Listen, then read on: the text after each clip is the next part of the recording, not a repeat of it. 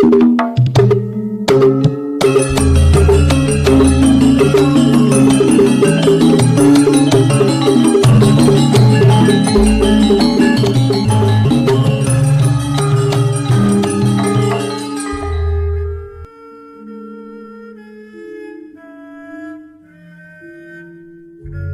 Ibu para kadang kinasih simbah-simbah lan adik-adik, para rama suster bruder berkah dalem Gusti, sugeng rawuh wonten ing PDSK channel menika. Kados pundi kabar panjenengan?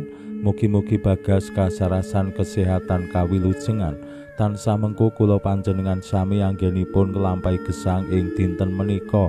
Lan mugi-mugi lumantar panglimbang basa Jawi waosan Injil kula panjenengan sansaya saged nggayuh iman kapitadosan ingkang leres lan mantep. Langkung-langkung anggenipun kula panjenengan sansaya yakin bilih Allah tansah ngreksa gesang kula panjenengan lumantar Gusti Yesus Kristus ingkang sampun kersa manjalma tedhak dhateng donya kados kula panjenengan srawung kaliyan kula panjenengan. Gusti Yesus boten namung asung kawlujengan srana paring kasarasan kesehatan dumateng kula panjenengan anggenipun nglampahi gesang, nenggih paring tedha rejeki supados kula panjenengan saged nampi kekuatan saking Gusti anggenipun ngayahi sedaya timbalan dalem. Awit naminipun gesang sing sejahtera wonten ing alam donya salah setunggal sing pokok menika ya bab pangan. Yen awake dhewe cukup ing babagan pangan, awake dhewe wis ora patiya kuwatir. Mbok ing jaman menika kadangkala sing marai kuwatir ora mung bab pangan, ning ya bab ekonomi, bab biaya-biaya macem-macem sanesipun sing kados-kados dadi tuntutan kangge gesang kula panjenengan. Biaya sekolah, biaya internet, biaya pulsa, biaya jajan, biaya dolan lan sanes-sanesipun. Saengga lajeng mbok awake dhewe bisa mangan esuk awan sore lawe tempe apa tahu apa pitik, ning awake dhewe sok-sok ya isih kuwatir, isih durung bisa bersyukur ing ngarsa dalem Gusti mbok wis bisa mangan saben dina sedina ping 3. Awit nggih menika wau nyuwun sewu, awake dhewe iki wong serakah, wis bisa mangan ping 3 ning tetep wae rumangsa kurang yen ora duwe dhuwit, yen nyawang tanggane iso dolan-dolan, nyawang tanggane iso jajan, nyawang tanggane iso duwe mobil, duwe HP sing luwih apik tinimbang awake dhewe, nyawang tanggane sing iso nyekolahke anake neng sekolahan sing elit, terus awake dhewe rumangsa susah, rumangsa ora bejo. Nah menika sing jalari awake dhewe terus ngraos kuwatir ana ing urip. Padahal Gusti Allah tansah ngreksa gesang kula panjenengan yen awake dhewe wani sumindhe wonten ing panjenengane. Waosan Injil dinten menika paring pitedah dumateng kula panjenengan sami.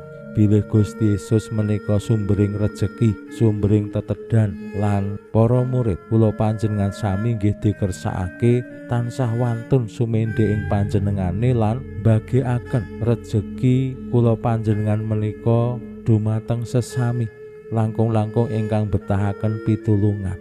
Aja ngasih mergo awake dhewe isih rumangsa kuwatir ing babagan-babagan tertentu lajeng awake dhewe ora bisa nglantarake berkahing Gusti.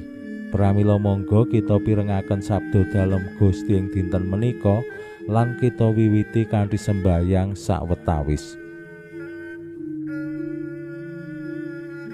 Konjo ing asma dalem Yang Rama saha Yang Putra tuwin Yang Roh Suci. Amin. Suawi sami munjuk Gusti Yesus sabda dalem Yang Rama ingkang sampun manjalma, mugi karsa ngandika dhateng kawula wonten ing asepen ing telenging manah kawula, kabikao kegiatan lan panglipur ingkang manjing ing sabda dalem kapenuwana kawula mawira ing kawicaksanan dalem. Mugi-mugi srana anggen kawula maos lan mirengaken sabda dalem kawula sansaya nunggil ing sampeyan dalem. Amin. Waosan Injil kapetik saking Injil Markus bab 6 ayat 3 doso sekawan ngantos dumugi sekawan doso sekawan. Nalika samono Gusti Yesus priksa wong akeh banget banjur welas penggalihe, awit padha kaya wedhus tanpa pangon. Nuli padha diwulang prakara warna-warna.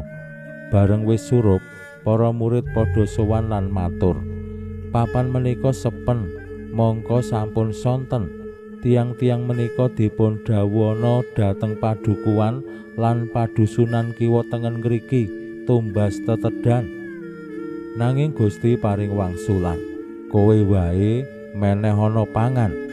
Ature para murid, "Menapa kedah numbasaken roti 200 dinar kangge nedani tiang-tiang menika?" Pangandika dalem, "Kowe duwe roti pira? Coba priksanen." Sawise ditakok-takokake, para murid matur, "Rotinipun wonten gangsal, ulamipun kalih." Gusti nuli dawuh wong-wong padha lungguh grombol ana ing pasuketan, lan wong-wong padha mapan lungguh grombol ana sing nyatus, ana sing nyeket. Gusti banjur ngasta roti 5 lan iwak 2 mau tumenga ing langit lan berkahi. Roti dicuil-cuil diparingake para murid didhawuhi ngedum marang wong-wong. Samono uga iwak 2 mau ya banjur dibagi-bagi, kabeh padha mangan nganti wareg. Turane roti lan iwak diklumpukake dadi 12 keranjang. Dene cacahe wong lanang sing padha melu mangan roti iku ana 5.000-an. Makaten sabda dalem Gusti. Suwawi sami munjuk. Gusti, kawula munjuk sembah nuwun karana sabda dalem. Sabda dalem dadosa obor ingkang madangi margining gesang kawula. Katuntuna kawula sageta sabda dalem menika numusi manah ngantos tansah ngrembaka kangge nggayuh gesang ing suwarga. Amin. Bapak Ibu para kadang kinasih simbah-simbah lan adik-adik, mlebet ing mangsa lumrah kula panjenengan ngayati iman kapitadosan sacara biasa sak lumrahe. Kula panjenengan kaparingan pitedah bilih Gusti Yesus ngreksa gesang kula panjenengan lan paring tetedan. Para murid didhawuhi mbagikaken roti gangsal ulam kalih sing cacahe mbok menawi boten pokra tumraping tiang kathah sing cacah 5.000-an. Ateges kula panjenengan kaajak jejering murid dalem ampun ngantos rumangsa nek sithik kuwi kurang, nek cilik kuwi kurang, nek durung berlimpah, nek durung turah-turah awake dhewe ra iso berbagi. Gusti paring tulodo kados pundi roti gangsal ulam kalih ditampilan. Gusti lajeng munjuk atur panuwun ing ngarsaning Allah. Raos atur panuwun menika penting ndayani anggenipun kula panjenengan nglampahi gesang saben dinten. Mbok omong sithik, mbok omong cilik, ning nek awake dhewe duweni rasa atur panuwun, dayane luar biasa. Tinimbang awake dhewe apa-apa wis duwe ning ora tau rumangsa cukup, ora tau rumangsa bersyukur. Awake dhewe terus ngrangsang, apa-apa terus kurang. Nek wis ngoten niku awake dhewe ra duweni rasa tentrem lan ora peduli marang wong liya. Merga fokuse aku kudu duwe, aku kudu berlimpah, uripku kudu turah-turah. Lan naminipun Raja Brana termasuk tetedan menika soal rasa. Mangan kuwi ra ana enteke nek digagas-gagas. Mangan apa wae sak wareg-warege mesti bakal ngelih meneh. Mila menika dados kaca benggala tumraping kula panjenengan. Nek awake dhewe mung ngawula waduk sing dipikir kuwi piye carane golek rejeki sak turah-turahe, sak enak-enake. Mengko tundhone ya bar dipangan ngelih meneh, kudu butuh mangan meneh. Nek awake dhewe ora nduweni rasa atur panuwun, awake dhewe ora bakal saumur urip ya matur nuwun marang pangreksa dalem Gusti. Mila para murid dituntun dening Gusti piyambak supados kowe wae sing menehi pangan. Lan roti gangsal ulam kalih nggih didhawuhi dening Gusti supados dibagekake marang wong liya. Aja dipangan dhewe merga rumangsa mung sithik. Aja mung nuruti kabutuhane dhewe merga rumangsa kuwatir mengko ndak ra cukup. Mila kula panjenengan kaajak kados pundi nglampahi gesang padintenan menika kanthi raos atur panuwun lan wantun mbangun kapredulen dumateng sesami, menggaing tetedhan lan rejeki supados kathah tiyang sansaya saged ngraosaken karaharja. Pinujiya Allah sakmenika sarta ing salami-laminipun. Salam sehat, salam bahagia, salam katentreman.